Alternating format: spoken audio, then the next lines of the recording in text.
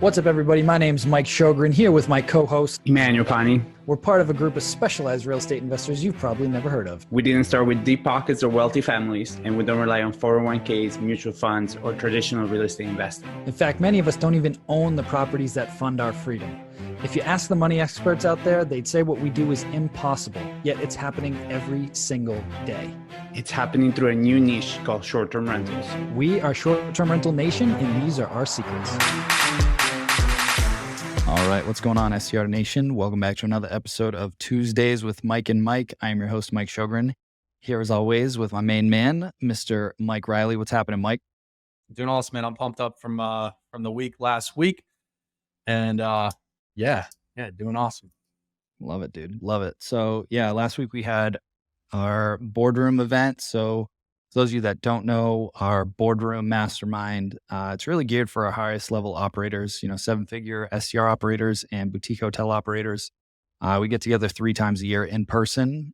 We do some other stuff as well, weekly calls and everything else. But I always come out of those events on fire and just jacked up, man, from seeing what people are doing.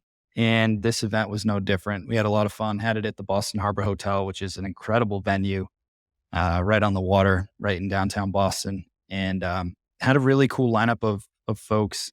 And this one was really geared towards pretty heavy on the hotel side. And so, we had our welcome party Tuesday night, which unfortunately I was unable to attend because I had a crazy stomach bug, and that was a whole other side tangent, which sucked. But Wednesday we kicked it off with Nate Dodson from crowdfundinglawyers.com, and really good dude, but basically broke down the right way to raise money for hotels, and kind of broke down all the different strategies, all the different regulations and types of fundraising that you can do. Everything from, a blind fund all the way to different types of syndications, whether you're accredited, not accredited, sophisticated, basically how to raise money the right way. Because if you don't and you cut corners, you can literally end up in federal prison. So don't make that mistake. Pay the right attorneys to set everything up and educate you.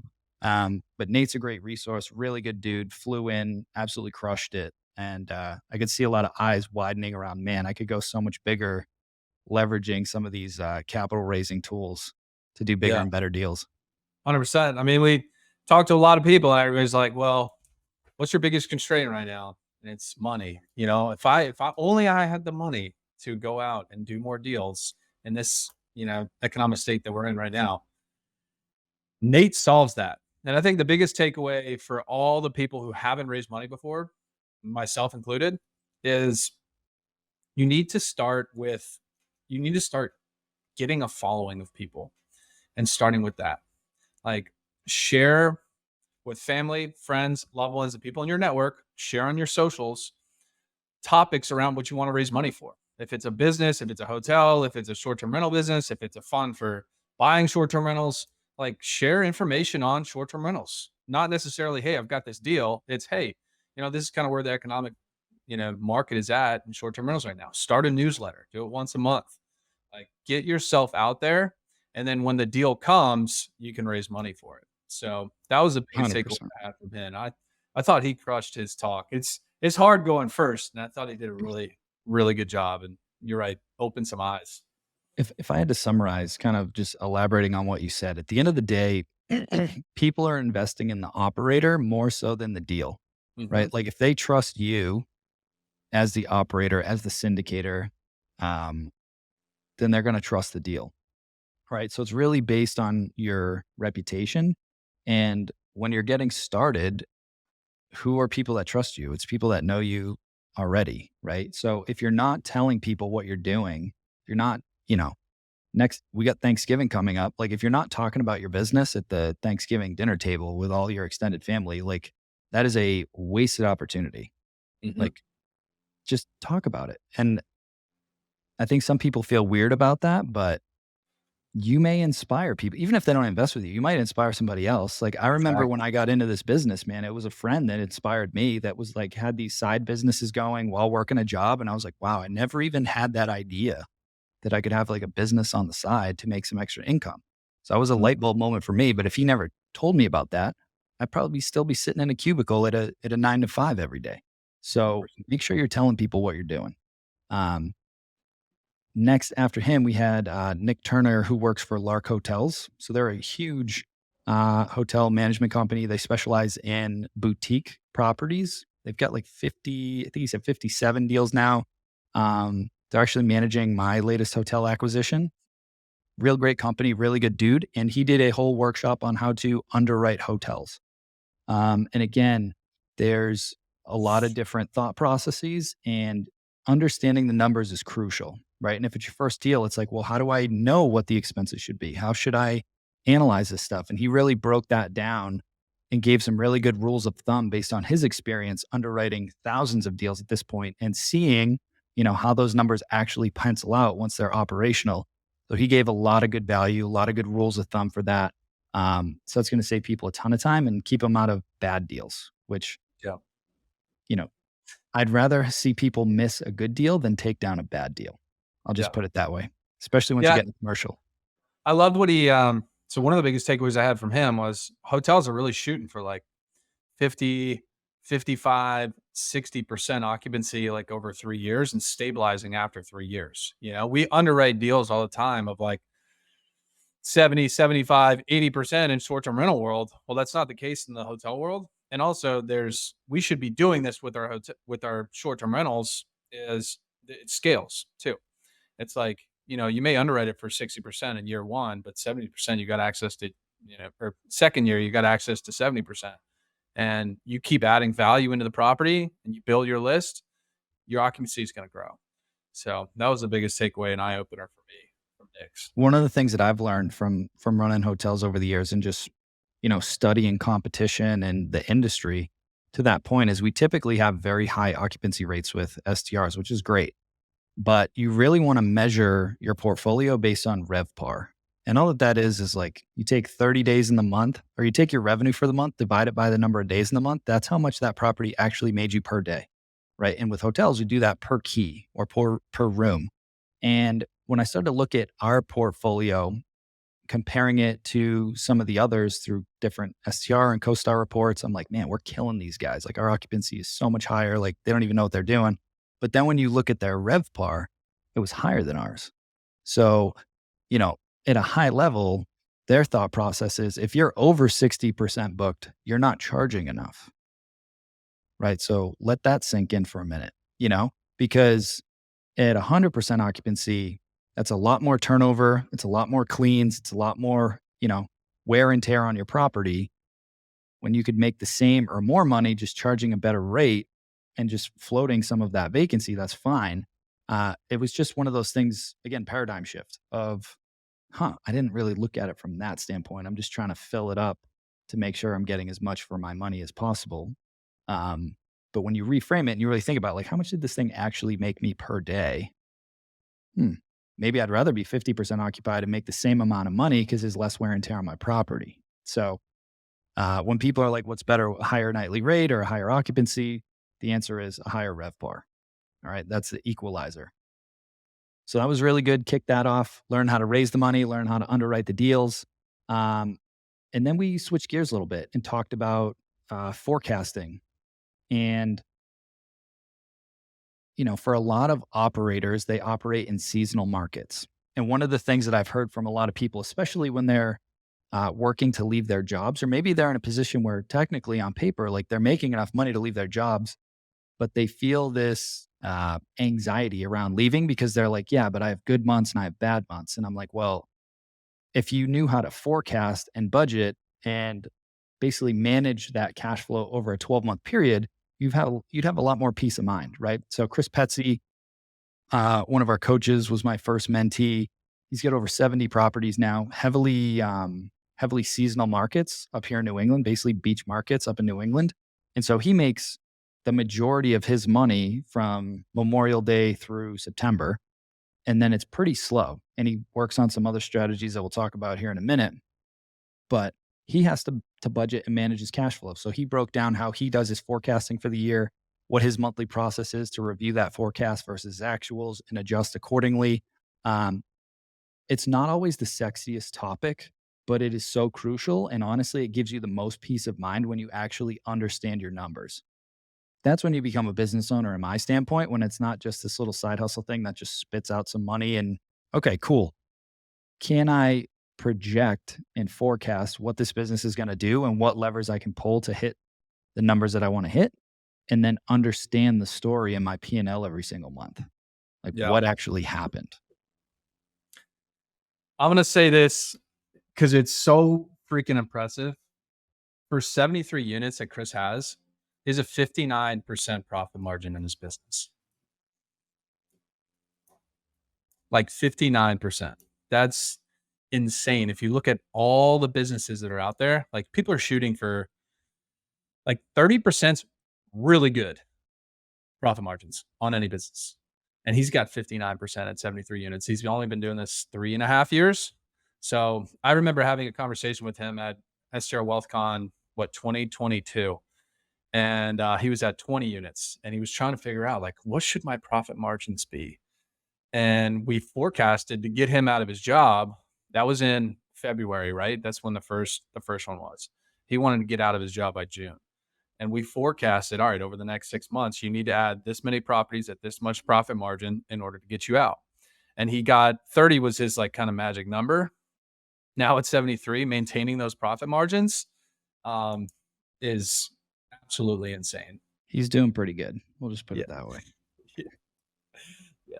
So his escrow account looks pretty nice. Yeah.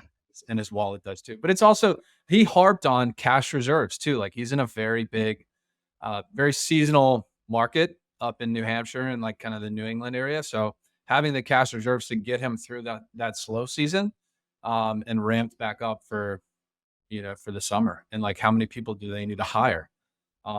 So when you're thinking about scaling 7-8 figures, being able to forecast what that looks like down to the percentage of what you're going to hit, because he looks at actuals and projections, and he's pretty dang close every time. So it's super, super impressive, and I think it really, just like what you said, sets the standard for our business. So. And more on the fun side, right? Like he was showing us like basically what he's going to pull for a distribution from the business at the end of the year. And it was a nice distribution, right? But the only reason he has the confidence to do that is because he's forecasted out, like you said, of like, okay, how much capital am I going to need to float me through to my next busy season, right? So because he understands the numbers, he's comfortable, without any anxiety, taking a very, very nice distribution, at the end of the year, along with paying himself every single month. But it's like, okay, you get to a certain point where you have a bunch of cash in the bank, but you're like, can I touch this or not? Right? Like, what am I missing? And so, that's a big piece of it when you understand your numbers. So I'm not going to beat on that, but you really need to understand your numbers. Again, these are some of our highest level operators. And if they need to really dial that in, most likely you do too. So start paying attention to your numbers, start forecasting out, reviewing your 2023 performance. Okay, what do we think we can do in 2024 based on what we did this year, right? So just start to make that a habit. Then we brought up, well, I'm skipping a little bit, but from a presentation standpoint, then we jumped into Ruben Kanya, really good friend of mine. He just moved back up here to Massachusetts, so I'm pumped to have him in my backyard. Really good friend who's been really crushing the midterm rental strategy through insurance companies. And there's definitely niches within niches. You have travel nurses, you have other different avenues, military stuff like Noble Crawford's doing. But he's really crushed the insurance game. So basically placing displaced families for stuff that's happening in their home, and the margins that you can make on that are crazy. Yeah. Ruben's just an all around great dude. Great presenter. If you ever get the chance to go to one of the workshops or see him at one of the webinars, it's very interactive. And he's an unbelievable presenter. And I think the biggest takeaway from him is just building relationships with the right people and focusing on building a world-class business that everybody like wants to work with you in. And he's really set the standard for the midterm rentals. I know he's working with a lot of really smart people like Rachel as well. But he's really set the standard for getting those high profiting insurance bookings through midterm rentals. And it's not only STRs, It's also hotels too. And he talked about that for about 10, 15 minutes. So very eye-opening for the whole crew. 100%. Also on the first day, we mixed in some hot seats. So we broke out the group into a bunch of smaller groups. And basically, we asked them to just bring what their biggest challenge was and their biggest bottleneck in their business right now. And they all masterminded around it. And the interesting thing is when we do these events and we do these hot seats and breakout sessions, when we ask them for feedback later, every single time they say that that's the most valuable thing in the whole event, regardless of the amazing speakers that we work to bring in and all the content. They get so much out of just the masterminding about each other's businesses, right? Because when you get people in a room that are, that know what they're doing, they've got big goals, they've got a good mindset, and they're willing to help each other, it just, there's some magic that happens at those tables. So that was amazing. That was day one. Then on day two, I kicked things off and basically broke down kind of an overview or a recap of phase one of our latest hotel project of, how did we find it? Why did we like it? How did we finance it? What were the numbers? How did all that look like? What did the property look like before when we bought it? And then what does it look like now after we've renovated it? Just to give them a whole overview of that entire project and then what our plans are for phase two and potentially phase three. Then we jumped on a bus, drove up, and actually got a behind the scenes tour of that property. So we got to take them in a bunch of the rooms, kind of showed them the back of the house, what the laundry facility looks like, what the team looks like, how do we find the team, all these different things, and just had some fun with it. Then we went back to Boston, had a nice lunch, and then we brought in my mindset mentor, Dave Conway, who was Bob Proctor's protege. And this guy has completely changed my life over the last few years. So I brought him in and he did a 3.5 hour, for lack of a better word, mindset shifting your identity workshop. And I could just watch everybody's minds just get blown that whole time. And it was a pretty cool, surreal moment for me because I remember being on the receiving end of that a few years ago. And the quantum leaps that my life has had since meeting this guy and going through this process, it's unbelievable. And then we had a pretty kick-ass dinner the last night, went out to a really nice restaurant in Boston, got some fillets and all sorts of good stuff. And that was it, man. So, really two solid days of content and tours and just a lot of really good people in a room. And there's just magic that happens when you get those types of people together. Yeah. especially in a way that like we can all masterminding, like the hot seats and the mindset piece was the biggest thing for me. Because if your mindset's not in the right place and you've got these paradigms that are holding you back that you don't even know about, you go internal and know a little bit more and ask yourself a little bit more questions, then you can learn why those paradigms are coming up. You can change them and you can start to attract what you want in the real world.